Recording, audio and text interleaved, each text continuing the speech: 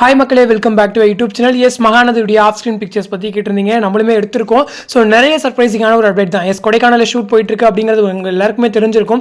S நேத்தினுடைய நம்முடைய குமரன் காவேரி அவங்க சைட்லேருந்து அப்டேட் கிடச்சிருந்துச்சு. அது இல்லாமல் இன்னைக்கு கங்காவுமே வந்து ஷூட்டில் ஜாயின் பண்ணியிருக்காங்க. அதுவும் இல்லாமல் நம்ம விஜய் சைட்லேருந்து அப்டேட்ஸ் இருக்குது. எஸ் ஃபர்ஸ்ட் நம்ம விஜயோட அப்டேட் பார்த்துடலாம். எஸ் அந்த ஒரு குதிரை முன்னாடி வந்துட்டு நின்றுட்டு ஒரு பிக்சர் ஒன்று ரிலீஸ் பண்ணியிருந்தாரு. அதுவும் இல்லாமல் நம்மளுடைய அசிஸ்டன்ட் டேரக்டர்ஸ் இருக்காங்க இல்லையா, ஸோ அவங்க எல்லாரும் ஒரு டீ குடிக்க போகும்போது ரெஸ்டாரண்ட்லேருந்து ஒரு பிக்சர் ஒன்று ரிலீஸ் பண்ணியிருந்தாங்க. ஸோ அங்கேயுமே நம்மளுடைய விஜய் இருக்காரு ஒரு பிளாக் கலர் டிஷர்ட்டில். ஸோ உங்களால் பார்க்க முடியுது அப்படின்னு நினைக்கிறேன். ஸோ அது இல்லாமல் நம்மளுடைய குமரன் சைட், ஸோ நம்மளுடைய குமரன் நம்மளுடைய அசிஸ்டன்ட் டேரக்டர் கூட அவருமே ஒரு அப்டேட் ஷேர் பண்ணியிருந்தாரு. ஸோ சில்லுன்னு காத்தடிக்குது, ரொம்ப மழை பெய்யுதுன்னு நினைக்கிறேன் கொடைக்கானலில். ஸோ அவருமே சொல்லியிருந்தாரு ஒரு மண் வாசனை அடிக்குது அப்படின்னு சொல்லிட்டு. எஸ் அவருமே வந்துட்டு நம்மளுடைய அந்த குதிரை கூட வந்துட்டு பிக்சர் வந்து ஷேர் பண்ணியிருந்தாரு. ராஜா என்னுடைய ஒரு நியூ ஃப்ரெண்ட் அப்படின்னு சொல்லிட்டு. ஸோ ரொம்ப க்யூட்டாக இருந்துச்சு.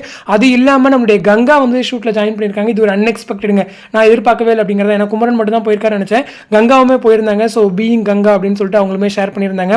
அதுவும் இல்லாமல் மதுரையிலேருந்து போகும்போதுமே அவங்க ஷேர் பண்ணியிருந்தாங்க இந்த மாதிரி ரொம்ப மழை பெய்யுது அப்படின்னு சொல்லிட்டு. அது அவங்களும் நம்மளுடைய காவேரி 2 பேரும் சேர்ந்து ஒரு கிட்டத்தட்ட ஒரு 3 பிக்சர் கிட்ட ரிலீஸ் பண்ணியிருந்தாங்க. ஸோ செம்ம ரெயின். ஸோ அவங்க என்ஜாய் பண்ணுற மாதிரி வந்து பிக்சர்ஸ்லாம் ரிலீஸ் பண்ணியிருந்தாங்க. ஃபைனலி காவேரி சைட்லேருந்து அப்டேட் கொடுத்துருந்தாங்க. இந்த மாதிரி நான் வீட்டுக்கு வந்தாச்சுப்பா அப்படின்னு சொல்லிட்டு, finally to our back to our home அப்படின்னு சொல்லிட்டு. ஸோ அதுவும் இல்லாமல் நம்மளுடைய ஏடிஸ் அவங்க எல்லாருமே ஷேர் பண்ணிக்கிறேன் என்ன அப்படின்னா, ரொம்ப மழை பெய்யுது கொடைக்கானல் அப்படின்னு சொல்லிட்டு தான் ரொம்ப நம்ம இதில் ஸ்டோரிஸ் அண்ட் இதுலையுமே பார்க்க முடியுது.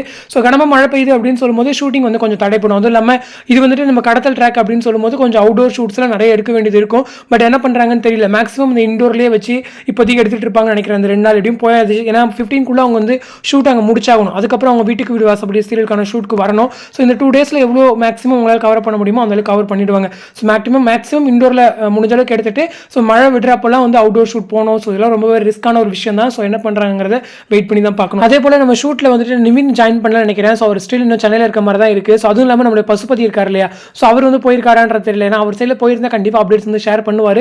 ஸோ அவருமே போல அப்படின்னு சொல்லும்போது அவங்களுடைய கேரக்டருமே அங்கே கொடைக்கானல் ட்ராக்ல இல்லை போல.